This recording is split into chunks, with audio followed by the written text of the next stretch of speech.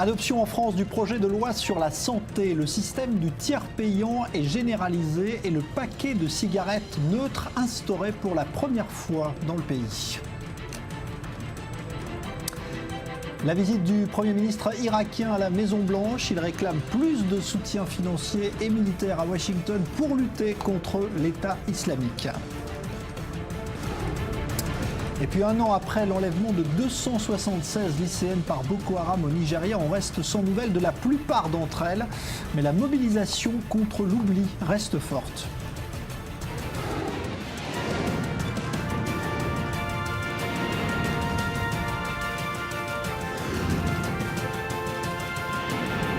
Le Grand Direct, avec Jean-Charles Banou.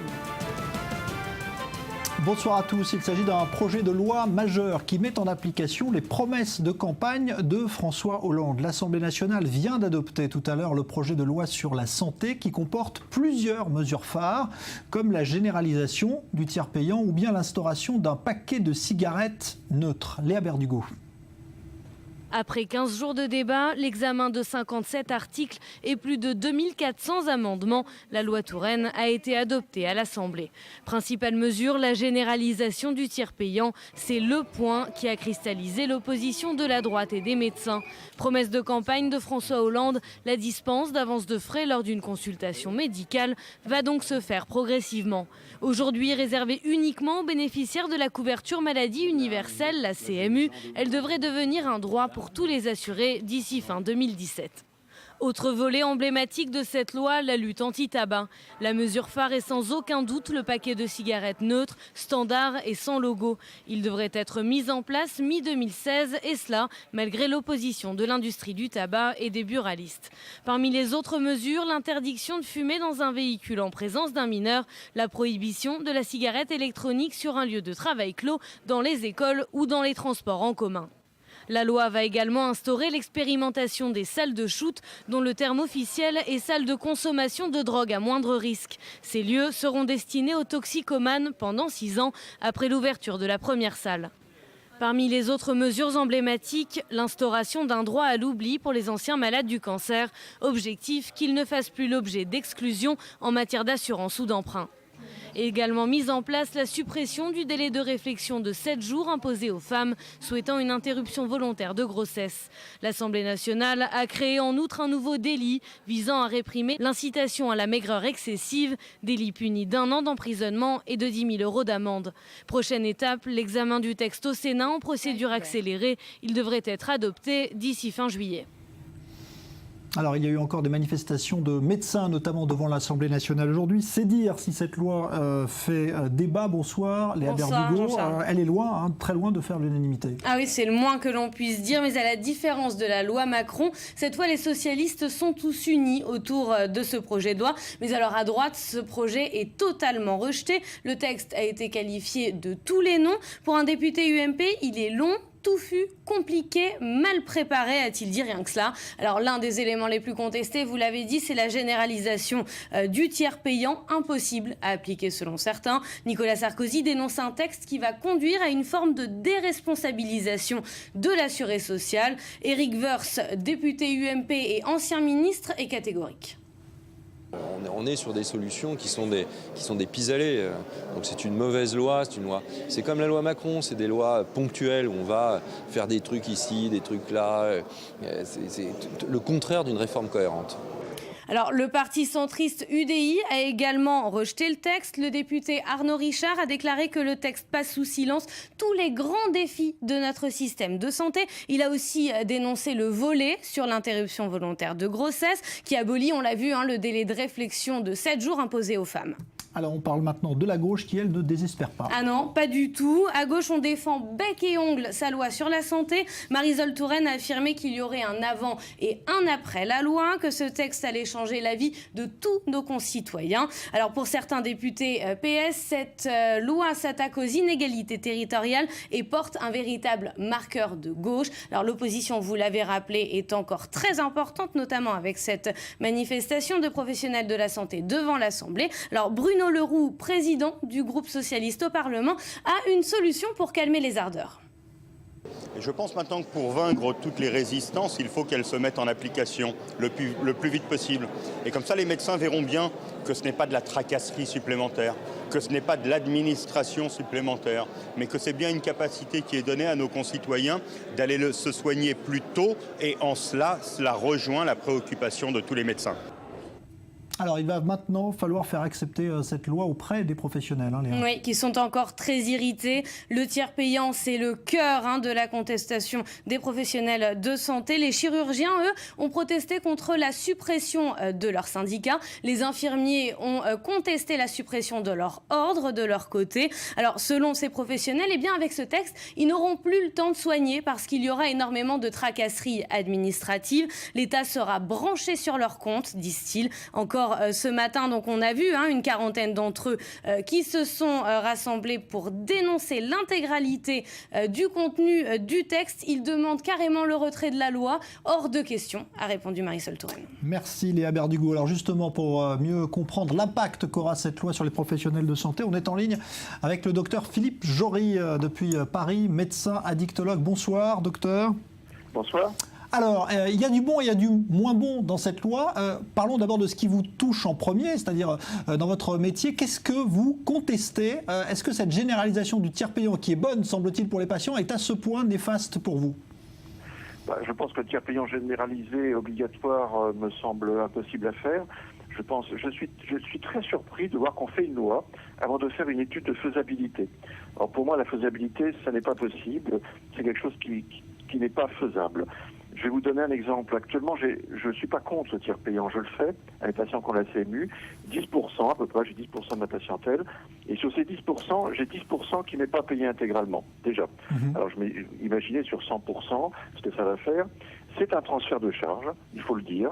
C'est du boulot. C'est une tracasserie administrative. Et le monsieur qui a dit que on verrait ça, je l'invite à venir dans mon cabinet, à passer une journée, de voir comment ça va se passer. Je pense qu'ils ne se rendent pas compte, ils ne sont pas sur le terrain. C'est vrai qu'il y a des inégalités sociales de santé en France. C'est vrai qu'on peut faire un tiers payant un peu plus important, mais qu'il soit obligatoire pour tout le monde. Ça ne me semble pas faisable à l'heure actuelle. Ouais, mais est-ce que ce n'était pas la même chose quand on a voulu instaurer la carte vitale ? Là aussi, on avait dit à l'époque que ça va être une tracasserie trop importante et les médecins n'en voulaient pas. Finalement, aujourd'hui, ça marche plus ou moins. La carte vitale, c'est aussi un transfert de charge, c'est-à-dire ce que faisait avant la sécurité sociale avec les feuilles, c'est nous qui le faisons. Alors on a été contraints, on n'a pas le choix, il y a encore des médecins qui ne le font pas, ça n'est pas obligatoire, il peut y avoir des pénalités, mais c'est un transfert de charge, c'est du boulot supplémentaire et c'est du temps en moins pour nos patients. Alors maintenant parlons de ce que peut-être vous allez vous trouver positif dans cette loi, c'est l'instauration de ce paquet de cigarettes neutres. Parce que là aussi c'est une révolution, ça a été testé avec succès en Australie. Est-ce que vous pensez que c'est une bonne mesure, vous qui êtes addictologue, Philippe Jory ? Écoutez, ça a été testé en Australie, en effet, depuis 2012. Ça montre qu'il y a une action positive qui n'est pas très importante. Il faut quand même dire qu'en Australie, il y avait une mesure complémentaire, et donc pour moi c'est un grand biais au niveau de l'étude, c'est que les cigarettes en même temps ont été augmentées de façon importante. Et donc dire que c'est uniquement le fait qu'il n'y ait pas de marque, ça me semble une conclusion un peu hâtive. C'est vrai qu'il y a eu une soixantaine d'études qui ont montré que ça pouvait avoir une petite action, que ça donne moins envie de fumer en public, mais les gens n'ont pas le droit, que ça renforce les non-fumeurs dans leur désir de ne pas commencer à fumer. Enfin bon, je pense qu'il y a d'autres façons. Et puis c'est les jeunes, ils ont moins envie d'acheter des paquets qui sont laids et peu attractifs, mais bon, ils ne les montrent pas. Puis moi je ne suis pas sûr que ça soit vraiment très très important. Et bon, si ça peut baisser de 3% les fumeurs, pourquoi pas ? Qu'est-ce qui vous plaît dans cette loi ? Est-ce qu'il y a quelque chose qui vous plaît dans cette loi ? Globalement. Vous parlez de l'ensemble de la loi ? Ouais. Écoutez, c'est un fourre-tout, c'est compliqué à dire, je pense que il y a des choses intéressantes. Moi je trouve que le tiers payant c'est intéressant, mais la façon dont c'est présenté, la façon dont ça n'a pas été discuté, la façon dont il n'y a pas d'étude de faisabilité, je trouve que c'est un peu n'importe quoi. Voilà, donc il y a des choses importantes, mais c'est tellement un fourre-tout qu'il faudrait détailler tous les points, point par point, ce qui est positif, ce qui n'est pas. Merci Philippe Jory. Je rappelle donc que vous êtes médecin, addictologue. Merci pour votre réaction en direct après donc l'adoption de cette loi tout à l'heure à l'Assemblée nationale. Alors on parlait à l'instant de la lutte contre le tabagisme afin notamment d'éviter l'augmentation du cas de cancer du poumon. Eh bien l'autre versant de la lutte contre le cancer, c'est la recherche médicale. Et justement, une équipe de chercheurs israéliens vient de faire une découverte majeure, une protéine qui serait capable de stopper les cellules cancéreuses dans le corps humain. C'est un premier pas plus qu'encourageant. Reportage à Haïfa, dans le nord d'Israël, Maël Benoliel. Des protéines capables de soigner le cancer, c'est en tout cas ce qu'affirme ce ponte de la biologie de l'Institut israélien de la technologie, le Ternion. Le professeur Aaron Chechanover, prix Nobel de chimie en 2004, et son équipe de chercheurs ont fait une découverte extraordinaire. 2 protéines pourraient permettre de contrôler le développement et la croissance de cellules cancéreuses. Nous avons découvert 2 protéines qui sont liées entre elles et qui s'activent l'une avec l'autre. Et quand elles se retrouvent dans des cellules cancéreuses malignes, des tumeurs, elles empêchent le cancer de grandir, elles suppriment le cancer. À basse concentration, ces protéines, que le corps humain produit de façon naturelle, sont paradoxalement à l'origine de nombreux cancers. A l'inverse, une concentration élevée de ces protéines dans une tumeur maligne détruit les cellules cancéreuses. Le syndrome du Dr Jekyll et de Mr Hyde, comme l'appelle le professeur. En fait, quand ces protéines se trouvent être en faible quantité, c'est Dr Jekyll, car cela favorise le cancer. En grande quantité, cela devient Mr Hyde. Une protéine que l'on pourrait qualifier de schizophrène donc, et qui pourrait se révéler être une véritable avancée pour la médecine actuelle et pour la recherche sur le cancer. Maintenant, reste à savoir à quel cancer cela pourrait s'appliquer et si nous parviendrons à convertir ces protéines en quelque chose de plus pratique. C'est encore une question ouverte. C'est un mécanisme que nous avons encore besoin d'étudier, mais nous espérons qu'un jour viendra, peut-être, où nous pourrons faire bénéficier le monde d'avancées thérapeutiques concrètes. C'est précisément dans ce laboratoire que le professeur Chechanover et son équipe ont fait cette découverte qui pourrait révolutionner le traitement du cancer. Mais la recherche sur ces protéines capables de contrôler le développement d'une des maladies les plus mortelles de l'histoire de l'humanité se trouve à un stade préliminaire et doit encore se poursuivre. Quelques années seront nécessaires avant de pouvoir mettre au point un traitement et ainsi sauver près de 8 millions de vies à travers le monde chaque année. C'est l'un des fleurons de l'industrie française et il s'apprête à passer sous pavillon étranger. François Hollande a reçu cet après-midi à l'Elysée les PDG d'Alcatel-Lucent et de Nokia. Le groupe finlandais est en effet entré en négociation avec Alcatel pour le racheter. Explication, Joseph Emmanuel. L'ancien roi du portable fait décoller l'action Alcatel de 11%. La bourse de Paris réagissait ce mardi matin à l'annonce de Nokia qui de son côté perdait 6 points. Un possible rachat du groupe franco-américain Alcatel-Lucent a été confirmé par le géant finlandais. Des discussions avancées se sont tenues concernant une fusion complète. Un regroupement qui prendrait la forme d'une offre publique d'achat de Nokia sur Alcatel-Lucent, mais aucune certitude à ce stade, précisent les 2 géants. L'incertitude n'empêche pas les inquiétudes de l'Elysée concernant une noce qui aura des conséquences sur des emplois français et qui verrait une nouvelle fois un pan important de l'industrie française partir. Le gouvernement français a déjà averti les 2 groupes qu'ils prêteraient attention aux conséquences de cette acquisition sur l'emploi français. 6 000 personnes sont employées par Alcatel en France, sur un total de 52 000 dans le monde. Les experts estiment la nouvelle comme importante. Certains parlent d'un choc dans le réseau des télécoms. Et tous estiment que ce rapprochement a du sens, celui du réseau américain avec un centre de recherche de tout premier ordre. Par cet achat, Nokia concrétisera son ambition de se renforcer sur le marché des communications sans fil aux États-Unis. Un rachat qui permettrait de créer un nouveau groupe au chiffre d'affaires cumulé de près de 26 milliards d'euros et employant plus de 100 000 personnes. La suite prendra un peu de temps. De nombreuses étapes doivent encore prendre place. Alors en ligne avec nous, Lionel Friedfeld, analyste financier. Bonsoir Lionel. Bonsoir, Charles. On pensait que Nokia c'était avant tout des téléphones portables et là on s'aperçoit qu'il s'intéresse à Alcatel-Lucent. Pourquoi ? Alors effectivement, en fait, ce rachat éventuel en fait du groupe Alcatel-Lucent par le groupe finlandais Nokia pour environ 13 milliards d'euros, c'est énorme, sera sans doute l'opération de l'année dans le monde des télécoms. Pourquoi? Parce que l'idée, c'est de créer un champion européen qui puisse concurrencer notamment les groupes chinois Huawei et ZTE. Et il faut savoir, donc, en fait, ils rachètent la partie infrastructure d'Alcatel-Lucent. Le chiffre d'affaires est d'environ 27 milliards, mais ça va, ils vont pouvoir rivaliser notamment avec le leader qui est notamment Ericsson, qui a 17% du marché. En fait, Alcatel et Nokia ont environ 50 000 salariés chacun dans leur pays. Évidemment, les syndicats français sont inquiets. On parlerait de 3 000 emplois menacés.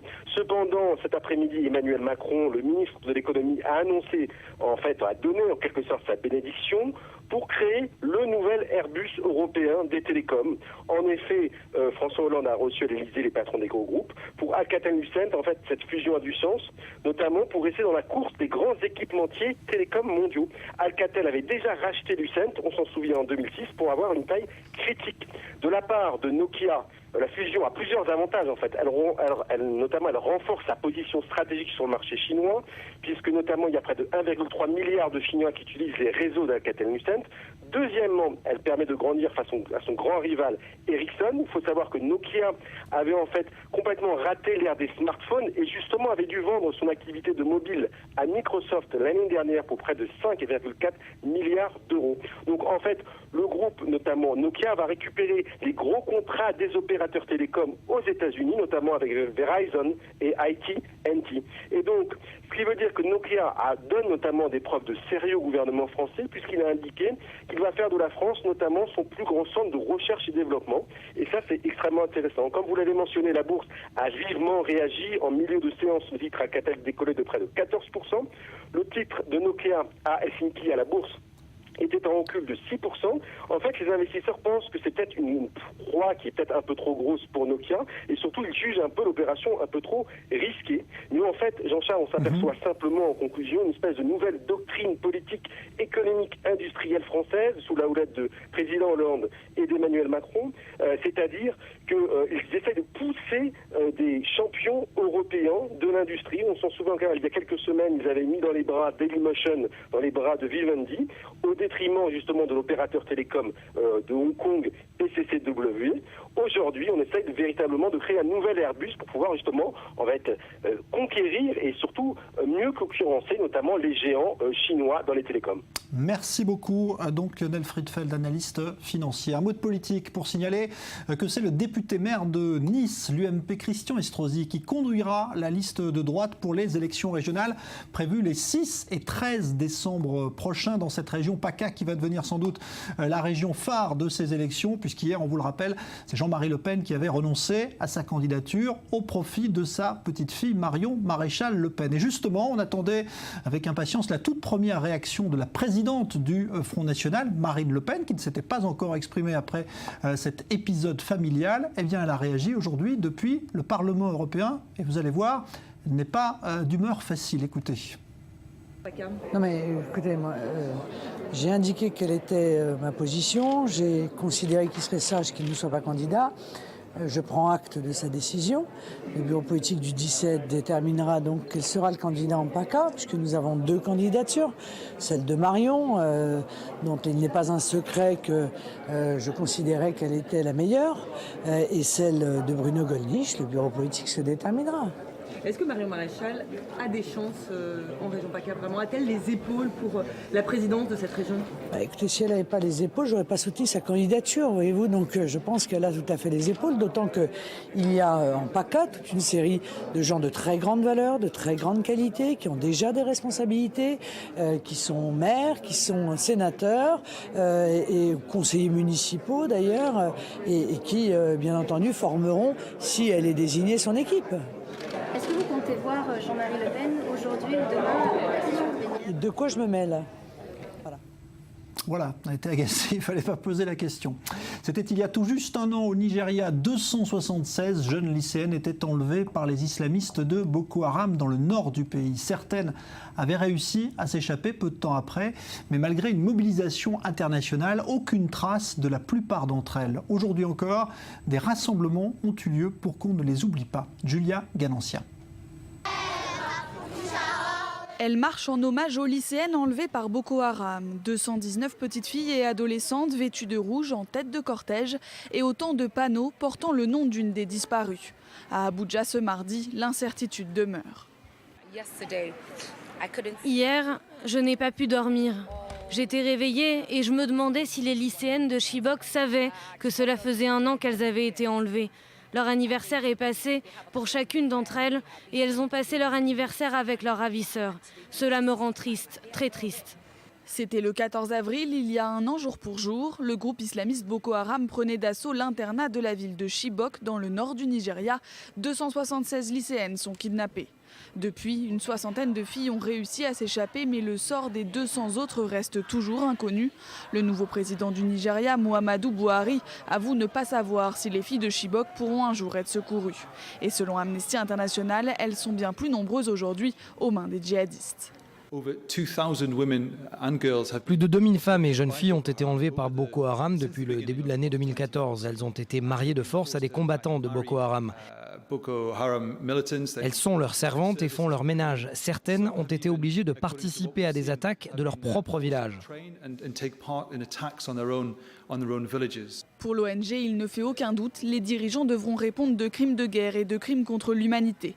Si ce rapt très médiatisé a suscité une émotion sans précédent à travers le monde, c'est loin d'être le seul crime de ce type commis par Boko Haram. L'organisation terroriste perpètre des attentats, opère des incursions sanglantes dans les villages nigérians, mais également dans les pays voisins. Selon Amnesty International, au moins 2000 femmes et fillettes ont été enlevées dans le pays depuis le début de l'année dernière. Les Nigérians espèrent que le changement de présidence permettra d'enrayer sa progression. Alors on est en ligne justement avec Philippe Hugon qui est chercheur à l'IRIS et spécialiste des conflits en Afrique. Bonsoir Philippe Hugon. Bonsoir. Est-ce qu'on a une idée de ce qu'il a pu advenir de ces jeunes filles, de celles qui sont encore aux mains de Boko Haram, Philippe Hugon?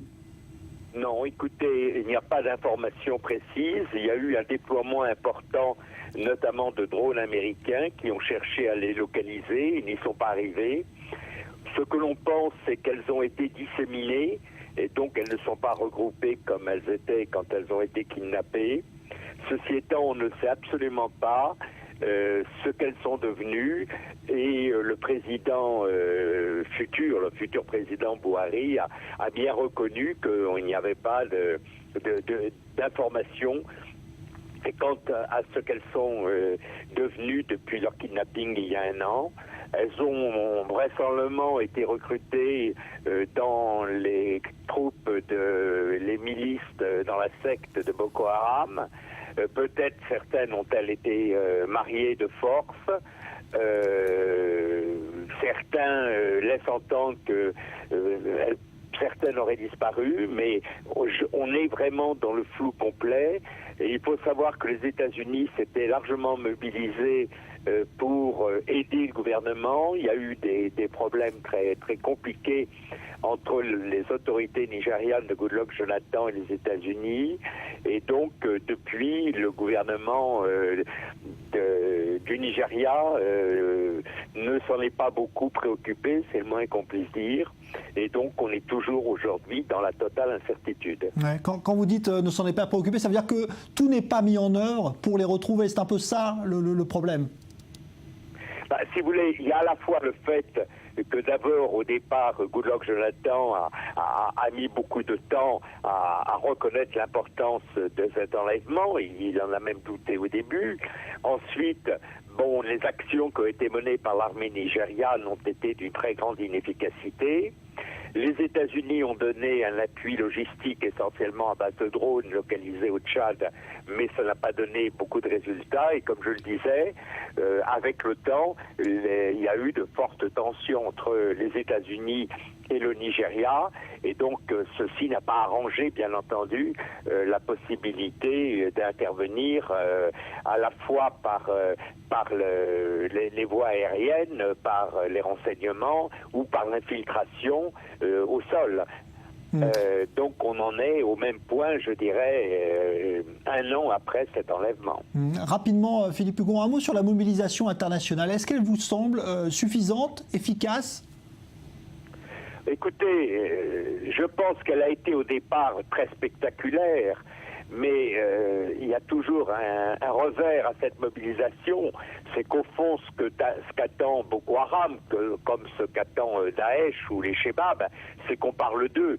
Et donc cette mobilisation a fait plutôt de la publicité pour Boko Haram. Bon, ensuite, je dirais que au fond, l'opinion publique internationale s'est relativement lassée, qu'elle ne s'est pas beaucoup mobilisée ensuite, face à l'échec notamment de toutes les investigations. Merci. Donc il faut évidemment se mobiliser, mais la mobilisation, elle doit venir prioritairement des forces internes au Nigeria, elle doit venir évidemment des partis politiques, elle doit venir de la société civile, et il faut une mobilisation pour lutter contre ces actes barbares de Boko Haram. Merci beaucoup Philippe Hugon, merci. C'est essentiellement dans les mains des Nigérians, avec évidemment un appui de la communauté internationale, mais l'appui c'est essentiellement du renseignement, c'est un appui logistique. Merci Philippe Hugon, je rappelle donc que vous êtes chercheur à l'IRIS, spécialiste de l'Afrique. Le Yémen, justement, une attaque de drone américain qui a tué tout à l'heure l'un des principaux chefs d'Al-Qaïda dans ce pays. Et puis l'ONU, ce soir, qui décide de voter un embargo sur les ventes d'armes vers les rebelles chiites. Embargo que Washington demande à Téhéran de respecter. Julia Ganancia. L'Arabie Saoudite passe à l'offensive diplomatique. À New York, le Conseil de sécurité de l'ONU a adopté une résolution qui somme les miliciens chiites houthis de se retirer des zones du Yémen qu'ils ont conquises et qui leur impose des sanctions, dont un embargo sur les armes. 14 des 15 pays membres ont voté pour. La Russie, qui entretient des relations privilégiées avec l'Iran, s'est abstenue. Peu avant l'adoption de cette résolution, Téhéran a proposé un plan visant à pacifier le Yémen qui prévoit un cessez-le-feu suivi de négociations entre toutes les parties, facilitées par des médiateurs extérieurs. Il ne s'agit pas d'une négociation entre l'Iran et l'Arabie Saoudite. L'Iran et l'Arabie Saoudite ont besoin de parler, mais nous ne pouvons pas parler pour déterminer l'avenir du Yémen. C'est un dialogue inter-yéménite. Les Yéménites doivent parler entre eux et les voisins doivent faciliter les discussions. À Aden, deuxième ville du pays, de violents combats de rue ont opposé toute la nuit des combattants pro-Hadi aux rebelles et les organisations humanitaires ont du mal à porter secours aux civils. L'ONU ne cesse de demander une pause humanitaire, mais pour le porte-parole saoudien de la coalition, ce sont les rebelles qui empêchent l'accès aux équipes de secours.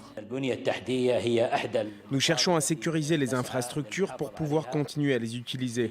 Mais la situation devient de plus en plus critique et nous ne pouvons pas laisser les milices profiter de ces installations. Elles utilisent les stades et les écoles pour stocker le matériel militaire. Nous ne pouvons pas leur donner l'occasion d'en profiter pour réorganiser leurs opérations.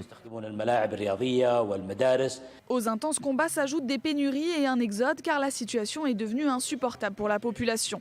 À cause des violences en cours, plus de 120 000 personnes ont été déplacées à l'intérieur du Yémen et les ressortissants étrangers continuent de fuir le pays. Quand les combats ont commencé, j'avais peur que ma famille soit attaquée. Donc nous avons décidé de quitter le Yémen pour le moment. Nous espérons pouvoir revenir lorsque la situation sera plus calme. Nous avons laissé tous nos biens à Sanaa, là où je réside. Pour l'heure, l'intervention saoudienne s'apparente à un fiasco. 3 semaines après leur déclenchement, les 1200 raids aériens menés par la coalition de 9 pays arabes a déjà fait plus de 700 morts et des milliers de blessés, principalement des civils. La coalition n'a pour l'instant pas réussi à endiguer la progression de leurs cibles, les rebelles houthis. Déjà maîtres de la capitale Sanaa, ils poursuivent leur avancée fulgurante dans le pays. On va se retrouver dans un instant pour la suite du Grand Direct avec notamment cette question. Va-t-on vers un gouvernement d'union nationale en Israël? Et est-ce une bonne idée? Débat à suivre, restez avec nous.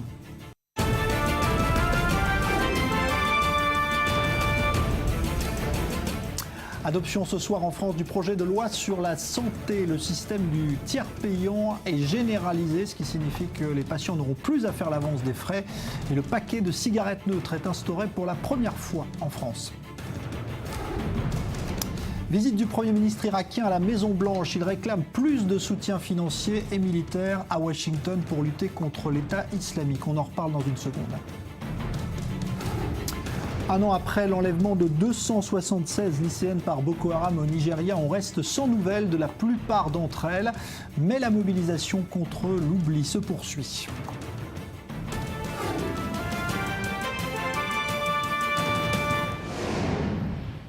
Le Premier ministre irakien est donc en visite à la Maison-Blanche ce soir. Il vient demander aux États-Unis plus d'aide militaire dans la lutte contre l'État islamique au moment où les experts de la coalition internationale estiment que le pays a perdu entre 20 et 30% du territoire qu'il contrôlait en Irak. Joseph Emmanuel. Ils ont besoin de plus d'armes dans leur lutte contre l'État islamique. Et c'est le visage détendu que le Premier ministre irakien est venu demander à Washington la précieuse aide. Une aide un peu plus précieuse depuis le départ des Américains et la mainmise par les djihadistes de l'État islamique sur une grande partie du matériel de guerre made in USA. Interrogé par les journalistes avant d'embarquer pour Washington, Haider al-Abadi détaille sa volonté. La première chose est une augmentation significative des raids aériens et des livraisons d'armes. C'est essentiel. Il y a déjà eu une augmentation des frappes et je suis reconnaissant, mais nous voulons plus. Une reconnaissance accompagnée de sollicitations. Le nouvel homme fort d'Irak compte bien arrêter ce qu'il nomme un flux de terroristes étrangers. Et les efforts de la communauté internationale seront bienvenus pour mettre fin à un problème devenu récurrent, le trafic de pétrole et d'antiquités, principale source de revenus des djihadistes. C'est tout en confiance et avec humilité que le Premier ministre le signifie. Nous pouvons nous débarrasser de Daesh en Irak et nous pouvons arrêter son avancée dans d'autres pays. Nous sommes les seuls à posséder des forces armées sur le terrain qui luttent contre Daesh. Nous avons besoin du soutien du monde. Un soutien financier est également objet de la demande. Les armes achetées par l'Irak coûtent cher et les finances du pays ont été lourdement affectées par la chute du cours du pétrole. Et l'appel irakien a été entendu par le président américain. Et notre vision est que toute aide étrangère qui aiderait à battre l'État islamique doit aller au gouvernement irakien. Même si l'armée américaine n'est plus présente sur le territoire irakien, la coalition internationale emmenée par l'Amérique continue ses raids aériens contre l'État islamique. Le risque de basculement de l'Irak dans le camp iranien est réel en cas de désintéressement trop prononcé des États-Unis et leurs instructeurs restent pour le moment sur place. Des milices paramilitaires ont été formées pour défaire l'emprise des djihadistes sur un pays de la taille de la France. Mais de nombreuses provinces, comme Ninive dans le nord ou Al-Anbar à l'ouest, restent aux mains d'un État islamique qui y a déclaré un califat pour y commettre quotidiennement de multiples exactions. Alors, entre les États-Unis et l'Irak, ce rapprochement a été la conséquence de la première guerre du Golfe. C'était en 1991. Depuis, ces deux pays ont été liés, souvent pour le pire, mais aussi parfois pour le meilleur. Shai Ben-Ari avec Léa Volbert. Le Premier ministre irakien en visite à Washington. L'image est forte, hautement symbolique.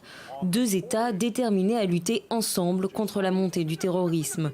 Pourtant, les relations entre l'Irak et les États-Unis n'ont pas toujours été si paisibles. En janvier 1991, une coalition de 34 États, soutenue par l'ONU, entre en guerre contre l'Irak de Saddam Hussein. La guerre du Golfe éclate. Enjeu officiel, la libération du Koweït envahi un an plus tôt par l'Irak. Enjeu officieux, le pétrole convoité par les pays occidentaux. La coalition sous commandement américain engage l'opération Tempête du désert. Les forces aériennes bombardent la majeure partie du complexe militaire et industriel de l'Irak. Les 2 tiers sont détruits. Les forces terrestres basées en Arabie Saoudite écrasent l'armée irakienne. Bilan du conflit, la libération du Koweït, plusieurs dizaines de milliers de civils et de militaires tués et un cessez-le-feu défini par le Conseil de sécurité de l'ONU. Saddam Hussein s'engage à détruire ses armes chimiques et biologiques ainsi que ses missiles à longue et moyenne portée. La guerre du Koweït prend fin le 11 avril 1991, mais les relations entre l'Irak et les États-Unis ne sont pas apaisées pour autant. En 2003, 2 ans après les attentats du 11 septembre, éclate la guerre d'Irak, aussi appelée Troisième guerre du Golfe.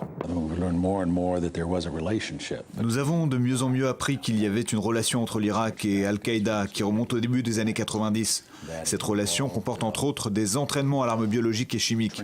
Al-Qaïda a envoyé des hommes à Bagdad pour suivre des entraînements. Les Irakiens ont fourni leur expertise en explosifs et des conseils à l'organisation Al-Qaïda. George Bush est persuadé de l'implication de Saddam Hussein dans les attentats du World Trade Center. Difficilement, après plusieurs interventions devant le Conseil de sécurité de l'ONU, les États-Unis parviennent à convaincre leurs alliés du bien fondé d'une intervention armée. Saddam Hussein est débusqué en 2003 puis pendu en 2004. 10 ans plus tard, la communauté internationale s'accorde à reconnaître l'échec de cette guerre qui a mené à la chute de Saddam Hussein, mais aussi et surtout, faute de stabilité politique, à l'implantation de groupes terroristes dans le pays et à des combats quasi quotidiens entre sunnites et chiites. L'Iran pourrait recevoir dès cette année les fameux missiles S-300 après que Moscou ait annoncé hier lever l'interdiction de vente de ces missiles à Téhéran. Tout à l'heure, Benyamin Netanyahou a d'ailleurs appelé Vladimir Poutine pour lui faire part de son inquiétude et de sa désapprobation. Cela ne fera que renforcer l'agressivité de Téhéran, a dit le Premier ministre israélien. Et puis le texte définitif de l'accord sur le nucléaire n'est pas encore signé. De nouvelles négociations doivent d'ailleurs s'ouvrir très prochainement à partir du 21 avril. Miri Maman. La Russie pourrait donc reprendre sa vente de missiles S-300 à l'Iran. Décision annoncée par Vladimir Poutine et réaffirmée par son chef de la diplomatie. Nous sommes convaincus que désormais, la nécessité d'un embargo volontaire de la Russie a disparu. Cette annonce a fait vivement réagir Israël. Pour le Premier ministre, la décision russe est la conséquence directe des discussions avec Téhéran. L'Iran est encouragé par les décisions des grandes puissances. Le message que l'on envoie à l'Iran, c'est qu'il a carte blanche pour poursuivre son agression et même l'intensifier. Washington se dit également préoccupé par cette décision. Les États-Unis ont déjà fait connaître leurs objections à cette vente et le secrétaire d'État John Kerry a eu une nouvelle fois l'occasion d'exprimer ses préoccupations dans une récente conversation avec son homologue russe Lavrov. Je ne suis évidemment pas en mesure de spéculer sur le processus de prise de décision dans laquelle la Russie est engagée en ce moment, mais je pense que la Russie comprend que les États-Unis prennent très au sérieux la sécurité de leurs alliés dans la région. Des critiques balayées par Moscou. Je voudrais souligner le fait que le missile S-300 est une arme exclusivement de défense. Il n'est pas fait pour attaquer et il ne va pas menacer la sécurité d'un quelconque pays dans la région, ce qui inclut notamment Israël. La livraison de S-300 à l'Iran a été interdite en 2010 par l'ancien président russe Dimitri Medvedev en application de l'embargo imposé par l'ONU à Téhéran, sanctionnant son programme nucléaire. Mais les Russes estiment à présent que le contexte a changé avec la reprise des négociations entre l'Iran et les grandes puissances. Alors invité dans ce studio pour évoquer donc ce fameux missile russe S-300 dont Téhéran souhaite se doter dès cette année, Uzi Rubin, bonsoir. Vous êtes l'ancien directeur de l'agence du missile et chef du programme antimissile ici en Israël. Est-ce qu'on doit s'inquiéter, Uzi Rubin, est-ce qu'Israël doit s'inquiéter de cette nouvelle de voir arriver ce S-300 en Iran?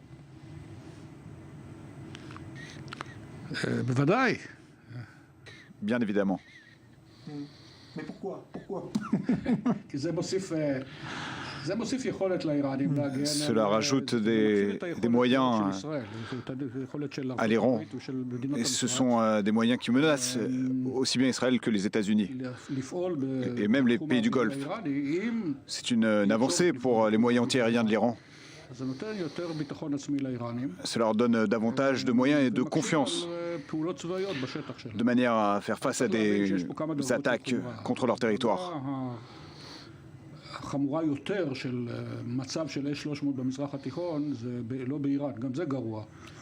Le déploiement d'un tel système en Irak peut également poser problème. Et c'est encore plus problématique si ce système arrive en Syrie. Il y a déjà un contrat existant aussi avec le régime syrien. Il faut bien comprendre que cet accord a déjà été signé et qu'aujourd'hui, il s'agit tout simplement de transférer ce système vers l'Iran.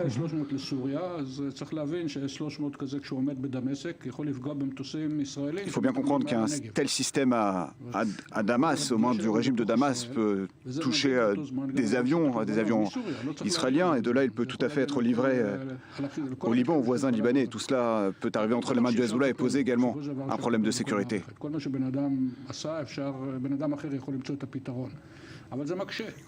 On peut évidemment trouver une solution parée à ce système, et tout cela rend les choses plus difficiles. Oui, alors justement, parce que c'est un système qui est connu aussi, les Israéliens le connaissent depuis des années, c'est pas nouveau, donc il y a des parades qui existent.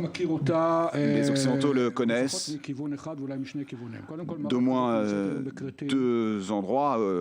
D'abord à Chypre, la marine, l'armée de l'air grecque s'en sert, l'utilise. C'est un système qui a été aussi acheté par Chypre, mais il y a une opposition de la Turquie sur ce sujet, car cela pose aussi un problème à la souveraineté turque. Et finalement, il y a eu un compromis avec l'OTAN, et aujourd'hui, ce système se trouve déployé sur l'île de Chypre, et il y a des entraînements auxquels a participé d'ailleurs Israël sur cette même île de Chypre. Il y a des informations, on ne sait pas si elles sont vraies ou pas, que les Américains auraient acheté ce système à la Biélorussie après l'effondrement de l'URSS. Mais effectivement, ce sont des modèles que l'on connaît. En tout cas, les premiers modèles, les modèles plus avancés sont peut-être un peu moins connus. Et évidemment, cela peut poser un problème aussi à la Russie quand ces systèmes vont à des pays voisins. Cela peut poser aussi un problème à sa sécurité. Mais en tout cas, il est clair que le S-300 ne va pas aller dans le bon sens de la sécurité d'Israël. Et rappelons que c'est ce genre de système qui est capable d'abattre des avions comme l'avion d'Air Malaisie.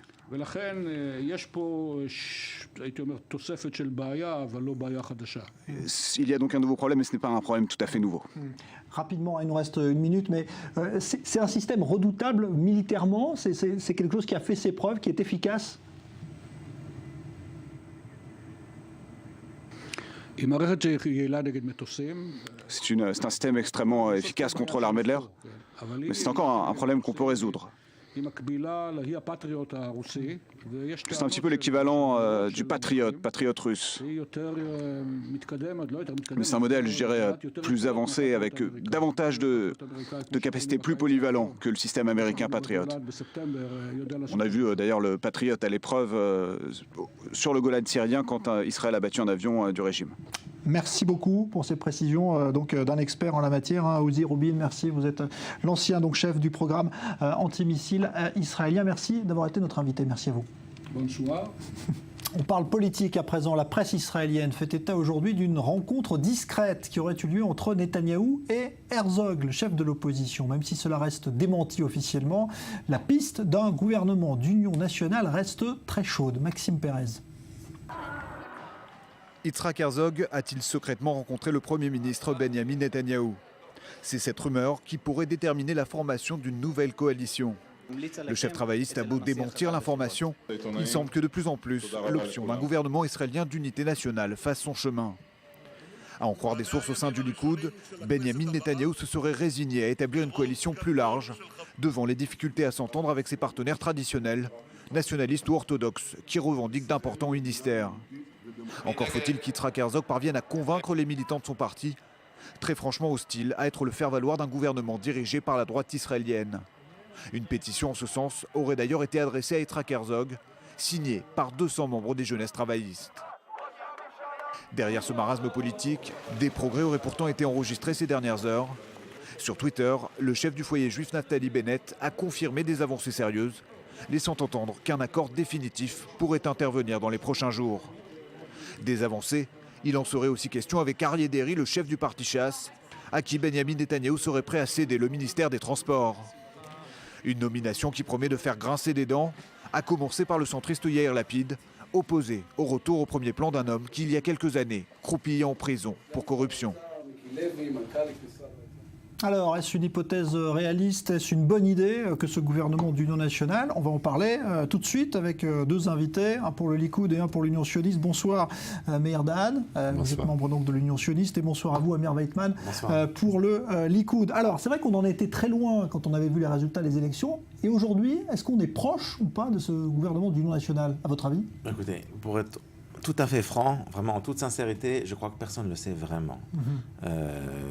Tout ce qu'on entend, ce sont des rumeurs, ce sont des spins qui sont un petit peu, disons, émis par tous les partis, en particulier par le Likoud, afin de jouer un petit peu, donc, comme un bon joueur de cartes, un bon joueur de poker, pour faire baisser le prix des partenaires potentiels et essayer d'obtenir les meilleurs résultats dans le cadre de la coalition gouvernementale, de la négociation pour la mise en place de la coalition gouvernementale. Donc c'est très difficile de séparer en fait la réalité de ce qui sont simplement des rumeurs sans fondement. Donc ça, il faudra attendre quelques semaines.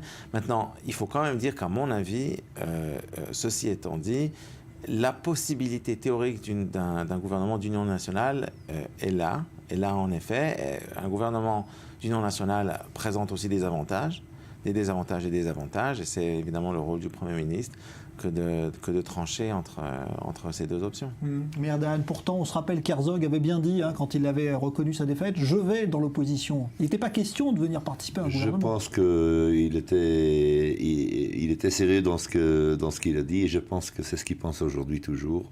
Il faut dire que la majorité de l'Union sioniste est contre cette démarche.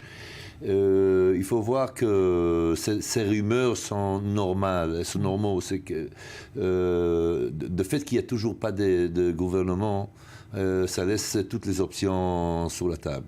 Bibi comme Bibi, on sait, on a l'habitude. C'est sa façon de gérer des négociations, étant sérieux sur les deux plans d'ailleurs. Vous savez, aujourd'hui, on est un peu de temps après les élections, les flammes de la victoire sont baissées, la réalité est là. Le Likoud se trouve devant une situation où, de toutes les façons, il se trouvera sans les dossiers principaux du gouvernement. À moins que... Sauf le ministère de la Défense, qui, à mon avis, il gardera. Mais sans ça, à part ça, il restera pratiquement sans dossier important. Donc, aujourd'hui, à mon avis, sa seule pensée est comment il pourra gérer sa gouvernement à sa façon.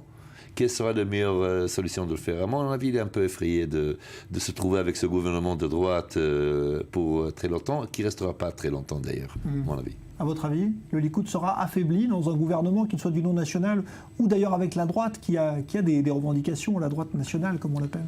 Eh bien, écoutez, de toute façon, le Likoud a fait un bon score, ces élections, que évidemment je me satisfait, 30 mandats, mais ceci étant dit, quelle que soit l'option en effet gouvernementale qui va être mise en place, 30 mandats, ça ne reste qu'un quart de toute la Knesset, et ce sera donc moins de la moitié des mandats nécessaires dans la coalition. Donc il est évident que le Likoud devra faire des concessions et devra malheureusement renoncer à des portefeuilles importants au profit de ses partenaires dans la coalition. Maintenant, la question est évidemment de savoir quels sont les portefeuilles, quels sont les ministères auxquels le Likoud devra renoncer. Il y a beaucoup de pression au sein du Likoud pour essayer évidemment de faire le moins de concessions possible, parce que tout de même le Likoud a obtenu quand même 30 mandats, ce qui est une réussite électorale qui n'avait plus été atteinte depuis longtemps. Donc il y a quand même beaucoup de pression pour dire aux partenaires, en particulier Bennett et en particulier Lieberman, de leur dire écoutez, avec tout le respect, vous avez obtenu des scores faibles, donc vous obtiendrez quelque chose, mais enfin revenez sur terre, essayez de ne pas exagérer dans vos demandes, parce que si vous allez trop loin, eh bien vous nous mettez en fait au pied du mur et vous nous forcez à faire une coalition avec la gauche. Ouais.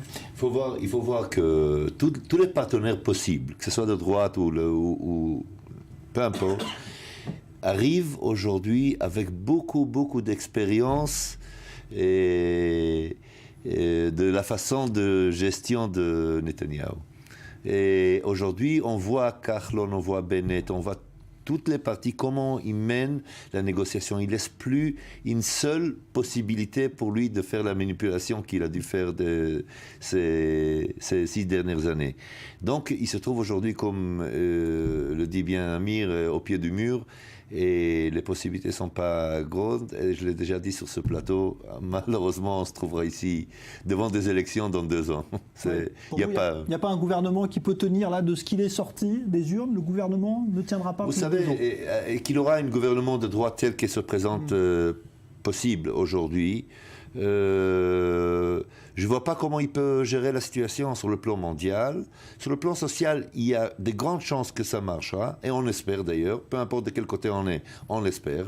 Et ça, c'est grâce à l'attitude de Kahlon, ok. Mais sur le plan mondial, ça ne marchera pas. Et on le voit tout de suite. Déjà, ça démarrait le lendemain, et ça s'accentue de plus en plus. Et il n'y a pas encore de gouvernement, ça n'a pas été annoncé. L'Union sioniste ne servira plus comme couverture dans ce gouvernement. Ça m'étonnerait beaucoup. Je serais plus que choqué et ça serait dramatique pour l'Union sioniste. Écoutez, moi, je vais m'abstenir de faire des pronostics parce que les pronostics ont tendance à être souvent déjoués dans ce domaine. Et moi, je sais qu'il y a 2 ans, au début de la précédente coalition, j'étais plus ou moins optimiste et je pensais que cette coalition allait pouvoir tenir pendant longtemps. Or, ça a été la coalition la plus rapide de toute l'histoire d'Israël. Donc, je me suis complètement trompé, pour le coup. Et franchement, j'ai entendu un peu tout et son contraire. C'est très difficile de dire, vous savez, parce que ça dépend beaucoup des circonstances. D'une part, comme vous l'avez dit très justement, tout ce qui touche à la politique internationale, quel va être le contexte mondial, mais là, personne ne peut vraiment dire ce qui va se passer, parce que l'incertitude est telle qu'on ne peut absolument rien dire. C'est vrai que du point de vue interne, aujourd'hui, ça a l'air beaucoup plus stable de ce point de vue-là, mais même là, on peut avoir des surprises. Donc, moi, je serais très prudent. Je pense qu'il y a au moins une possibilité théorique d'avoir un gouvernement de droite qui soit un bon gouvernement, qui soit un gouvernement stable et qui puisse se maintenir vis-à-vis de la pression internationale. Maintenant, c'est au gouvernement, évidemment au Premier ministre de trancher, de prendre une décision. C'est difficile à dire, mais je ne suis pas si pessimiste. Je pense qu'on peut tout de même obtenir un gouvernement relativement stable et qui va rester plusieurs années. Bon, finalement, ce serait conforme aux vœux de chacun. Ceux qui ont voté à droite veulent un gouvernement de droite. Voilà. Ouais. Et ceux qui ont voté l'Union sioniste ne voudraient pas voir finalement aujourd'hui Herzog dans un gouvernement. Tout à fait. Et l'Union sioniste, ceux qui ont voté l'Union sioniste veulent attendre, veulent voir comment les choses se présentent. Pour une fois, les élections étaient très claires. Et pour une fois, on veut le voir faire. Et tant mieux. Qui réussit, tant mieux.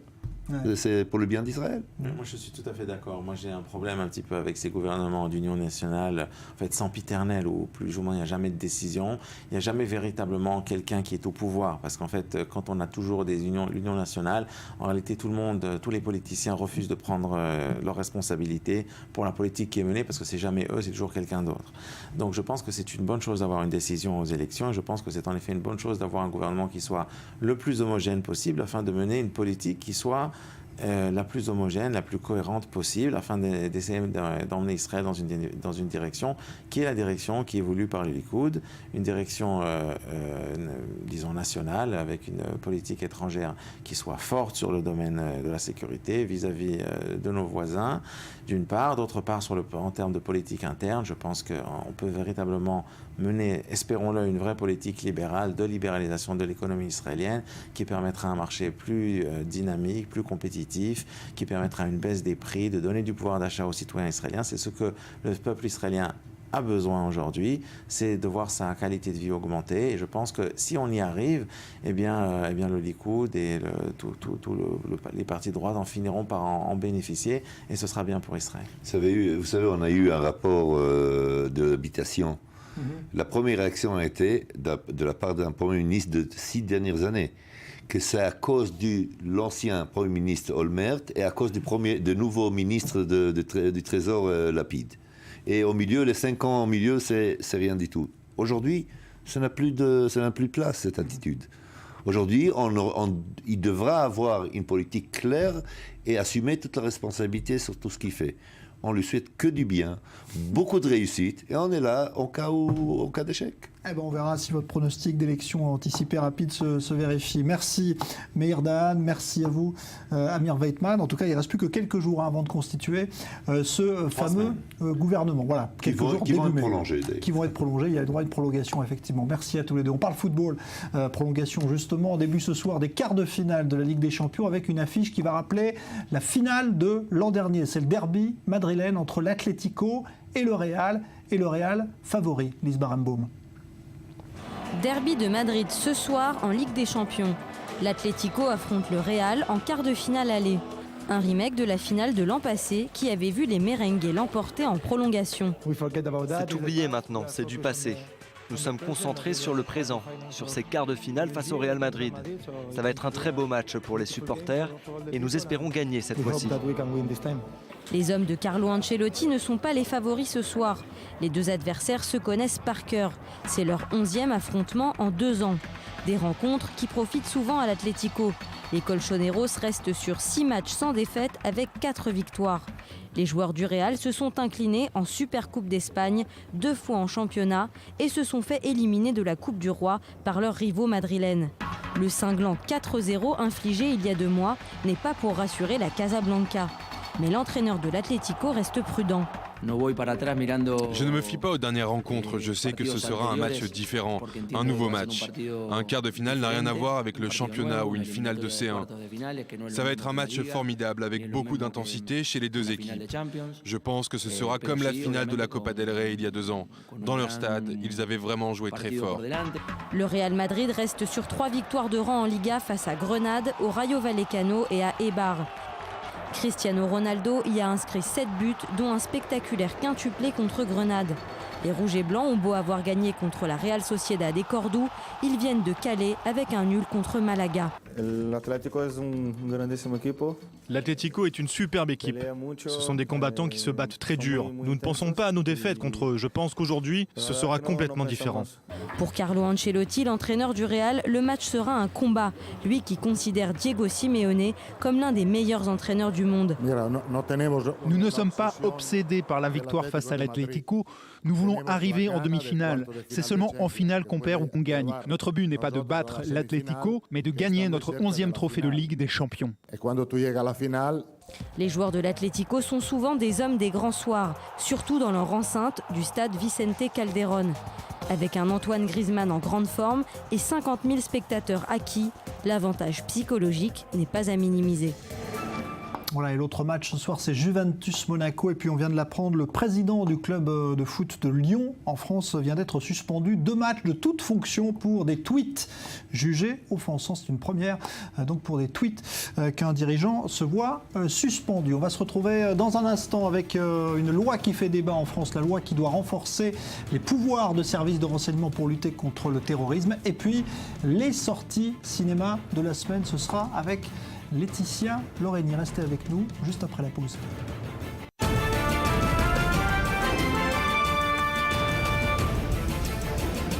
L'adoption ce soir en France du projet de loi sur la santé, système du tiers payant généralisé et instauration du paquet de cigarettes neutres pour lutter contre le tabagisme. C'est une première.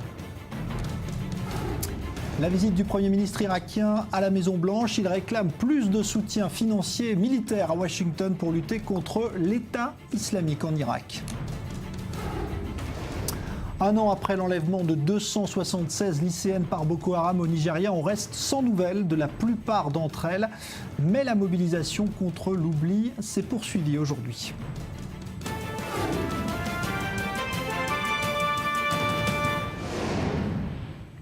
Un débat houleux s'est engagé à l'Assemblée nationale et pas seulement à l'Assemblée nationale d'ailleurs en France sur un projet de loi controversé portant sur le renseignement. Il s'agit, dans la foulée des attentats de janvier dernier à Paris, de renforcer les pouvoirs des services de renseignement dans la lutte contre le terrorisme et notamment les djihadistes. Mais certains craignent une atteinte aux libertés individuelles, à l'image de ce qui s'était passé aux États-Unis lors de la révélation du scandale de la NSA. On va en parler dans un instant, mais écoutez comment le Premier ministre Manuel Valls, qui est monté au créneau pour défendre ce dossier, a justifié ce texte. La menace terroriste, ai-je besoin de le rappeler, est aujourd'hui le défi le plus redoutable. Un défi auquel nous devrons faire face pendant longtemps, très longtemps. Un phénomène nouveau doit retenir particulièrement notre attention pour son risque de réplique en France. Et je donne ces éléments sans doute pour la première fois. Les services de renseignement ont établi que 7 de ces individus, je parle de Français ou de résidents en France, sont morts en action suicide en Syrie ou en Irak. Le plus jeune n'avait pas 20 ans. Parmi eux, 6 étaient des nouveaux convertis. Cela illustre en tout cas les redoutables capacités d'endoctrinement de Daesh et la menace à laquelle nous devons faire face. Alors évidemment, l'une des dispositions qui fait le plus débat dans ce projet de loi, c'est évidemment celui qui permet aux services de renseignement un accès plus facile aux données qui transitent sur Internet. Il y a des contrôles, mais est-ce suffisant? On va essayer de voir plus clair, en tout cas avec un invité en duplex depuis notre studio à Paris, c'est Benjamin Bayard. Bonsoir. Vous êtes un défenseur avéré des droits des internautes. Vous avez cofondé la Quadrature du Net. Merci d'être avec nous. Et puis au téléphone également, je salue Pierre Martinet, ancien agent du service Action à la DGSE. Vous êtes le directeur de la société CorpGuard qui s'occupe justement de renseignement. Bonsoir Pierre Martinet. Merci d'être là. Alors, première question avec vous, Benjamin Bayard. D'abord, en quoi finalement la menace terroriste peut être supérieure finalement à la liberté des internautes? Est-ce qu'il n'y a pas là un décalage quand même de danger qui devrait permettre d'accepter certaines restrictions? Alors, il y a surtout une limitation et une erreur dans la présentation qu'en donne Manuel Valls dans son discours. Soit il n'a pas lu le texte qu'il présente devant le Parlement, ce que je n'ose pas croire, soit il choisit délibérément de mentir. C'est pas du tout un texte qui parle de terrorisme, c'est un texte qui réorganise et qui donne un cadre légal à tous les services de renseignement. Et pas du tout que contre le terrorisme. C'est-à-dire que dedans, il y a l'intelligence économique, dedans, il y a la surveillance des mouvements sociaux, dedans, il y a la surveillance des ligues dissoutes, etc. Il y a 7 motifs, dont la défense des intérêts majeurs de la nation, la défense des intérêts économiques, la défense des intérêts de la politique étrangère. L'antiterrorisme n'est qu'un des motifs. Ensuite, il y a un deuxième, donc ça c'est vraiment un élément important, c'est-à-dire que cette loi parle assez peu de terrorisme. L'autre élément important, c'est est-ce qu'on peut sacrifier les libertés publiques au nom de la sécurité? C'est un vieux débat. Globalement, la réponse, on la connaît. Tous les systèmes qui ont sacrifié les libertés publiques ont fini dans des régimes non démocratiques dans lesquels il n'y avait pas plus de sécurité. Donc le vrai point d'équilibre, c'est de trouver le bon mode de fonctionnement pour que les services de renseignement puissent mener efficacement une lutte contre le terrorisme sans pour autant sortir des clous de l'état de droit et du contrôle. Et le fondement, il est là. Alors attendez, on va laisser Pierre Martinet répondre. Je voudrais qu'il donne son avis justement d'expert, lui, du renseignement et de la lutte contre le terrorisme. Pierre Martinet, est-ce que cette loi vous semble aller trop loin dans le contrôle des libertés publiques?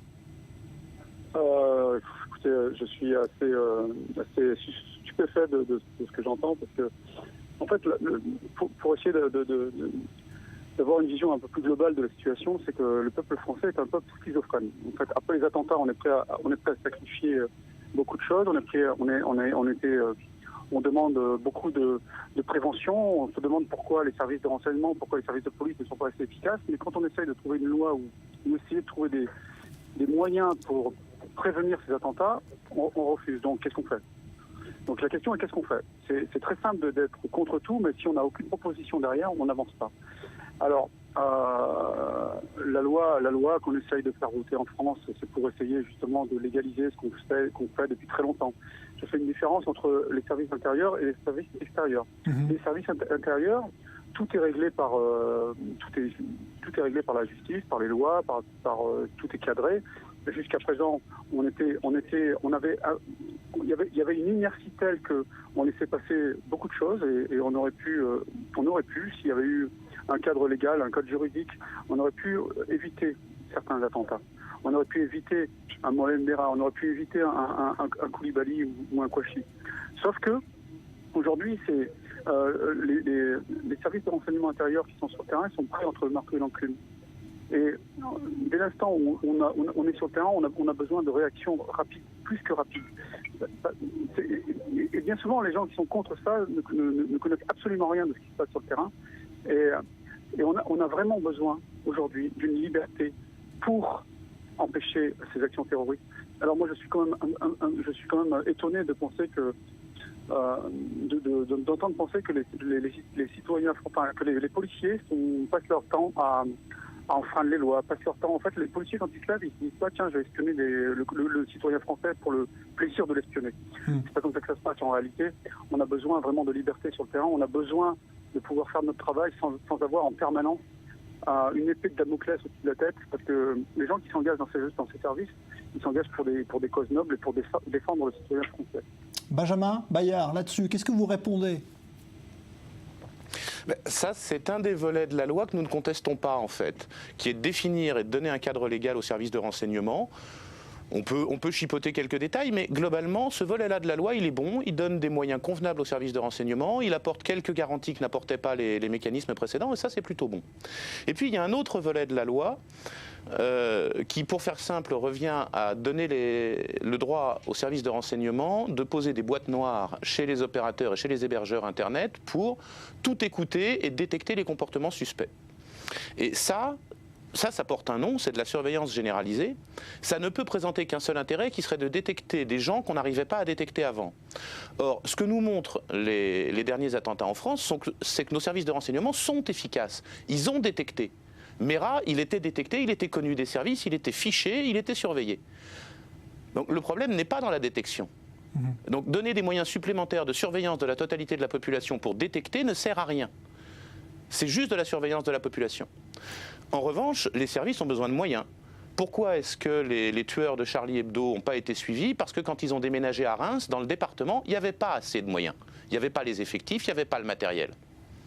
Et donc, quand on nous parle de renseignements pour la sécurité, etc., j'entends, c'est un très bon argument et c'est vrai. Cependant, c'est pas ça que raconte le texte de loi, ou en tout cas, c'est pas que ça. Dans ce texte de loi, il n'y a pas de moyens supplémentaires. Il y a un cadre légal qui est relativement intéressant et il y a à côté quelques éléments extraordinairement intrusifs dans la vie privée des gens et qui posent problème. Merci. Le fait qu'un équipement du gouvernement permette d'écouter la totalité des communications en France, c'est un problème. Merci Benjamin Bayard. Répondez, Pierre Martinet, je vous donne 1 minute évidemment pour répondre. Écoutez, c'est difficile. En fait, ce qui est difficile, c'est justement ponctuellement pouvoir dire là nous sommes dans l'antiterrorisme, là nous sommes dans l'intelligence économique, parce que les intérêts économiques d'un pays, aujourd'hui on peut inclure ça aussi dans la cybercriminalité, dans le cyberterrorisme. Ce qu'il faut bien comprendre, c'est que la globalité du terrorisme aujourd'hui, et en particulier du terrorisme djihadiste, islamiste, c'est que ça va toucher plusieurs domaines. Et c'est là que le citoyen lambda, sans vouloir le dénigrer, ne comprend pas. C'est que le terrorisme ne s'arrête pas juste à deux personnes qui rentrent dans un journal pour tuer des gens. Le terrorisme aujourd'hui tape plusieurs domaines. Il tape sur le domaine économique, il tape sur le domaine des systèmes d'information et il tape sur l'humain. C'est les 3 domaines d'action du terrorisme. Alors c'est pour ça que en fait, on conteste toujours en France. Mais entre ce que font les Américains et, je suis désolé, 63 ou 73% des Américains sont favorables au Patriot Act et ils sont favorables à que l'État mette les moyens pour défendre leur sécurité. Pour eux, c'est une priorité fondamentale et je crois que c'est la priorité numéro 1. Merci, donc, merci Pierre Martinet.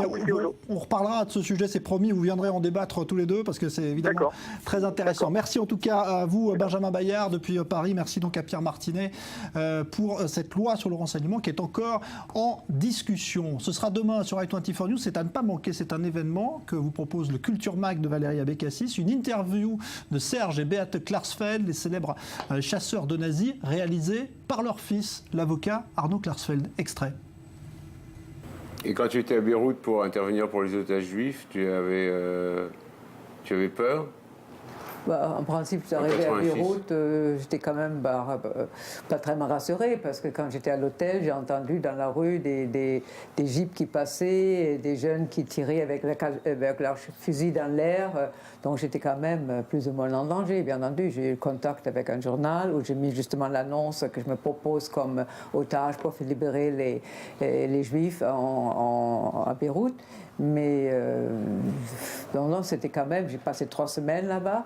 Et je sortais pas trop toute seule dans la rue parce que c'était quand même connu que je suis là et c'était facile de me 3 semaines. Et Serge, tu as passé combien de temps? Pardon? Tu es resté combien de temps, toi? Moi, je suis resté 3 jours ou 4 jours. Et c'est l'ambassadeur qui À la suite d'ailleurs d'une intervention de Roland Dumas, c'est l'ambassadeur qui m'a sauvé en me téléphonant le matin, en disant vous ne passerez pas la journée, et il m'a envoyé 2 voitures de gendarmes, 2 voitures blindées qui m'ont ramené dans le secteur chrétien parce que j'ai tenu à aller dans le secteur musulman et à dire publiquement que ceux qui avaient tué les otages juifs se conduisaient comme des nazis. Bon, probablement je ne serais pas resté vivant. En tout cas, j'ai été accueilli par l'attaché militaire et quelques semaines après, il a été assassiné par une bombe dans le parking. Voilà, à voir demain en intégralité dans le Culture Mag sur i24 News. Le cinéma, tout de suite.